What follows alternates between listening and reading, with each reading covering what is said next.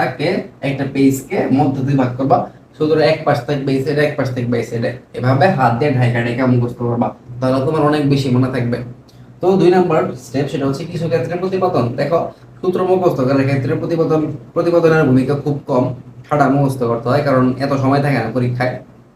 তবে কিছু কিছু ইম্পর্টেন্ট টপিকে প্রতিপাদন পড়লে তোমার উপকার হবে। যেমন ধরো ব্যাংকিং কোণ, তো ব্যাংকিং কোণ কিন্তু একটা টপিক, সেটা হচ্ছে মানে অনেক জটিল একটা টপিক মোটামুটি ভাবে, যে কোনটা থিটা কোনটা নিউ, মানে কোনটা কোন অ্যাঙ্গেল ধরা হয়েছে, এটা বুঝতে গেলে কিন্তু তোমার ওই কনসেপ্টটা জানা জরুরি, অথবা সূত্রটা কিভাবে আসছে সেটা জানা জরুরি। তো এই ক্ষেত্রে কিন্তু শুধুমাত্র তুমি সূত্র মুখস্থ করলে তোমার হয়তো বা একটু কষ্ট লাগতে পারে, তবে যদি প্রতিবেদন দেখো তাহলে হয়তো বা একটু মানে সহজ হবে। তবে সব বেশিরভাগ ক্ষেত্রে প্রতিবেদন দরকার পড়ে না।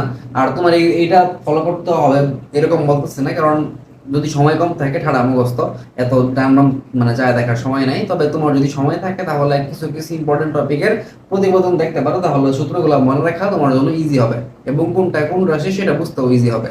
তো পরবর্তী ধাপ সেটা হচ্ছে রাশির পরিচয়, যেটা বললাম আর কি। তো রাশির পরিচয়গুলো বিভিন্ন বই থেকে কালেক্ট করবো, অথবা ভালো টিচার হলে ক্লাসে বলে দেয়। তো খাতার মধ্যে রাশির পরিচয় থাকবে, সূত্র থাকবে।